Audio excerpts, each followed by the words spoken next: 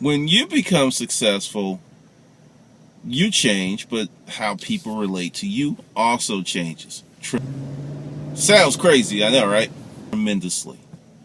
Over the top. Big, big difference. And some people are afraid of being great because of those changes and expectations, those things that are going to happen when a person reaches that level of success. Well, this person is really smart, really, really bright, and it finally hit me what the problem was. This person is afraid of being great. I'm talking like we're right on the edge of doing some generational successful stuff. What I mean by that is this person will be the most successful person in their family across the board. With that comes a lot of expectations, because you often hear how someone in the family starts to do well and then all of a sudden they get sedity or they don't talk to the rest of the family. It's always portrayed as the person who became successful became some type of villain. Since I've been on YouTube, well, even before that, I've always considered mindset the critical ingredient for being successful. And when I relayed this to this person, they kind of fessed up a little bit and said, well, I have thought about that because I already have people hitting me up for this, wanting that.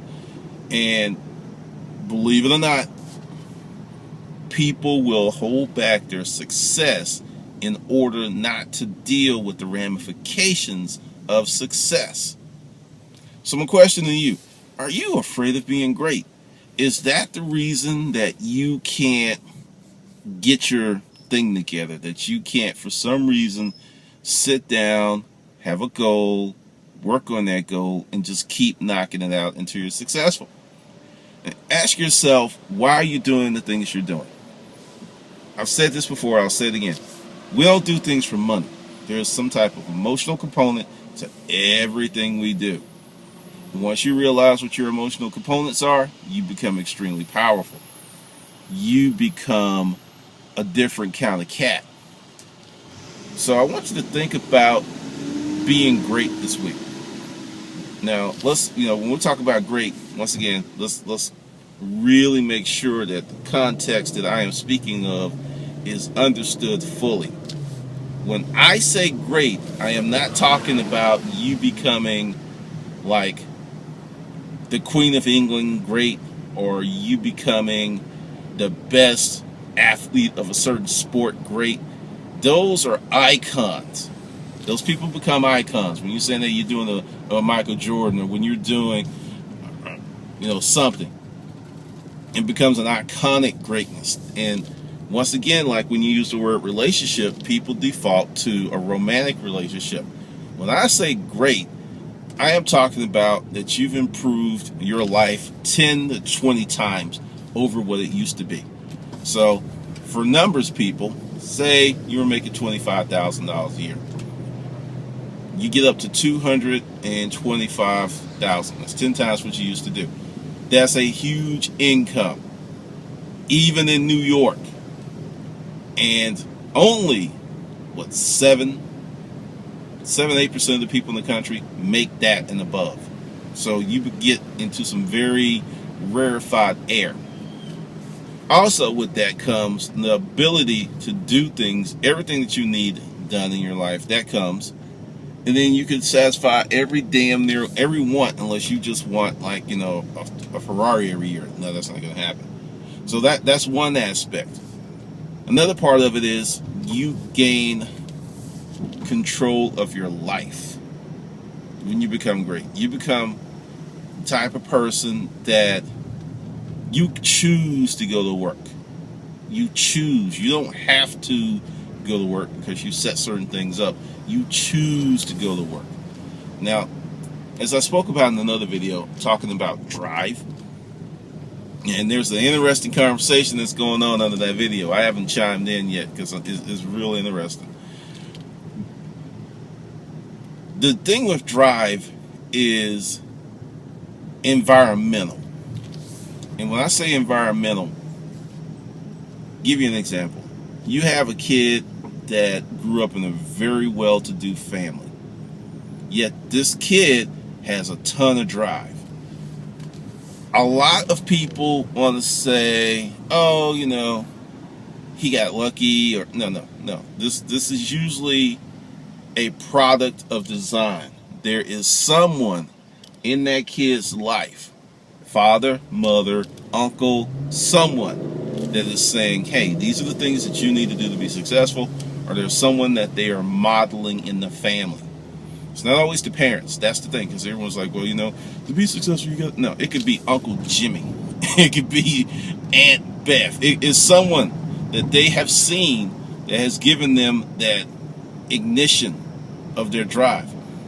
And then you can have broke Dick Pookie growing up in a bad neighborhood and see mom ain't doing shit, dad ain't doing shit, and by default they just decide they ain't gonna do shit. Now there's another group. I grew up really poor, and I had my grandfather, grandmother, many people in the neighborhood. I had a ton of models of how to have drive. A ton. I mean, my grandfather had a full-time job and a side hustle his whole life. Always did something. And he was very, very good with money. He was extremely good with money. There was no such thing as we don't have money to do this. No. That didn't exist in their life. So I learned a lot through environment. And the environment is huge.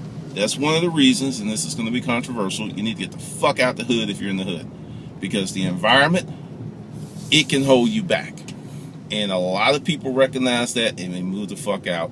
And then when they get out, people talk about them because you should have stayed there and been a model. See, there's another thing with being great. We used to live in a society that had social sanctions that encouraged greatness, that encouraged scholarship, that encouraged people to do the right thing.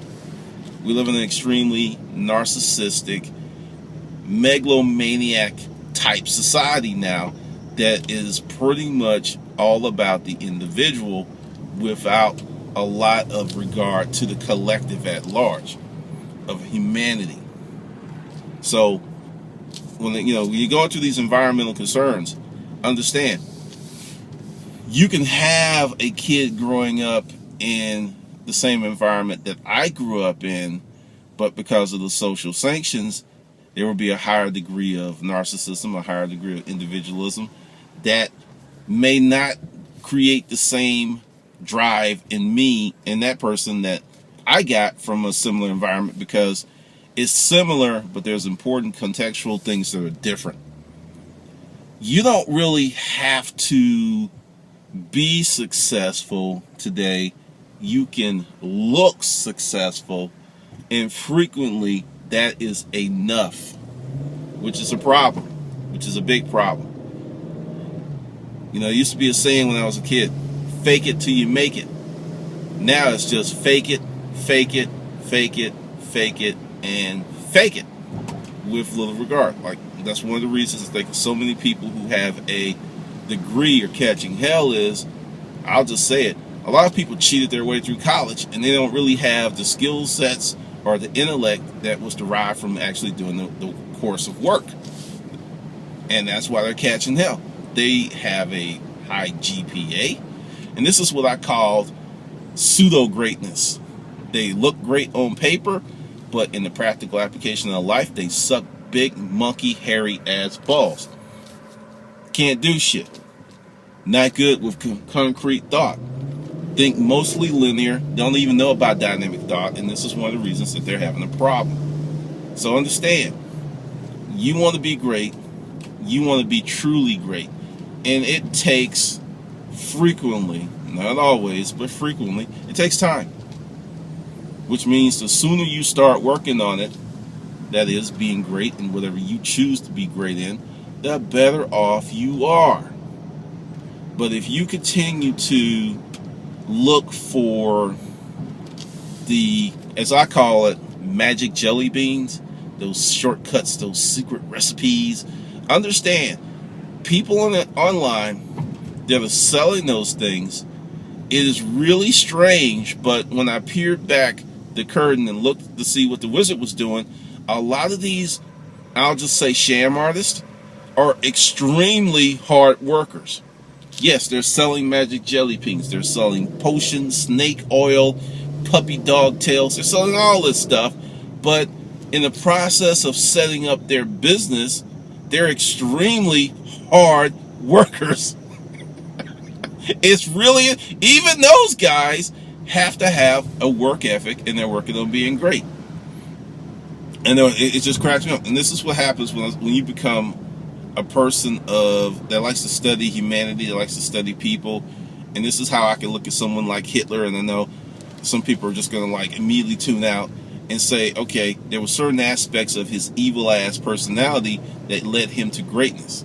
And no, I'm not endorsing him, but the fact is, that motherfucker was able to command a nation to do a lot of atrocious acts through his leadership ability and the charisma. I don't like what he did with his greatness, but he was great. And that just shows you which way it can swing. Because once again, going back to universal law, does not give a damn if you are moral, amoral, doesn't care about that stuff. It is not even on the map of what's important or what's not important. Doesn't care. Does not care. So, do you want to be great at whatever you want to do? And understand, there are other examples of being great and how that will give you a tremendous lifestyle. I think his name's Ryan something. I don't know. He's a skateboarder, snowboarder, red hair. This guy has become a millionaire from playing. Do you understand me? He has become a millionaire from playing, from snowboarding, skateboarding, whatever the hell he does. I'm talking worth 15, 20 mil from playing. And why? Because he's great at what he does. Now, this is, leaning more toward the iconic level of greatness. This isn't just like, just being good or good enough. This is a serious level of proficiency. This is a serious level of owning their space. So that's just something for you to think about. Now, let's talk about the big issue. The really, really big issue with being great. Many people feel that they are not worthy of such accolades, or, for a simple word, treasure. I don't think they're worthy, so they don't aspire to it. Many people, by default, pick a certain economic level that they will aspire to and really don't want to struggle past it because it will require more of them than they're willing to give. Understand, we live in a country that is pretty much a system. The United States of America is a system. And if you want to be great in the United States of America, you have to realize it's a system, and you have to realize how it operates. You have to realize what you need to do with inside that system. And once again, I'm not going to tell you to go out and get a degree. If you watch the channel for a long time, you know how I feel about that. But you need to know how this system works. Because I would give you another example of someone who became great for doing nothing, what I call faux greatness. Paris Hilton. She became well known, great, because she didn't do nothing. It was just like she just kept putting herself out there, and people were like, oh, Paris Hilton. And what contribution, skill set, what has she given to the world? I'm waiting. Answer that for me. See, she learned the system. She learned the system. This new system that we're in does not require you to be really good at anything. if you can get enough publicity. So it's a trip. I'm still studying that because it blows my mind.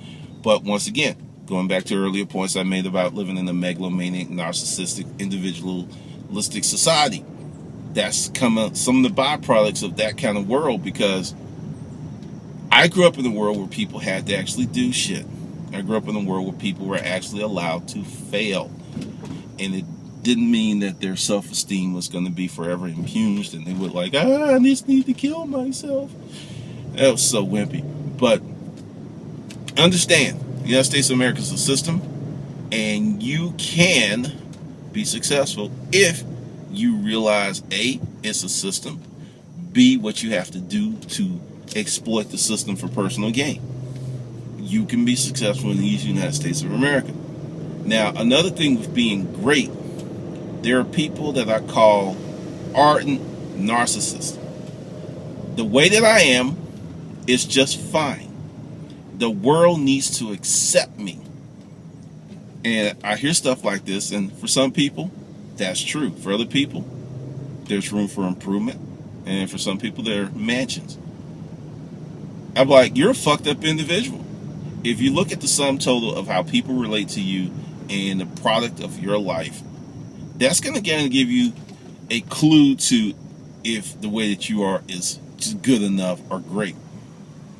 One person may have a problem with you, personality conflict. Two, could still be some. But if you move from city to city and you keep experiencing the same reaction from people who don't know each other, your ass is fucked up. And I see people like that all the time, and they just like, well, yeah, I was working in this department and they didn't like me, and I moved to this department and they didn't like me, and I moved to this neighborhood and you are fucked up. You have issues. You need to change. And that's another part of becoming great. You may have to change who you are. And when you say that, people like freak out. No! Just be yourself. What is yourself? Have you asked yourself, what's yourself? Have you defined that for yourself? Have you made a decision on who you're going to be? A lot of this shit just kind of happens, and we pick what we like and we try to keep it. But a lot of times, our habits define us. There are a lot of people that are doing stuff that they don't like. They have bad habits. They have things that give them results that don't yield the type of joy that they wish they could enjoy, because they don't want to make that change. I had to make a lot of changes. 1999, I made the biggest change of my life. I changed how I thought about the world. Big difference. You have to make change. So this week, while you're messing around, doing what you're doing, ask yourself, do you want to be great? Are you willing to actually put in the time, the effort, and the work for your greatness? And understand, this isn't about money and this isn't about fame. This is about creating you that's so great that you're happy to wake up every day. I mean, you're not one of those people, thank God it's Friday. Oh God, it's Friday. It's Friday. Oh shit, it's Friday. You'd be like, thank God it's Monday, it's Tuesday, it's Wednesday. It's every day's good. Every day you're smiling because you're happy because your life is great. All right, this is Glendon, and I will see you on the good side.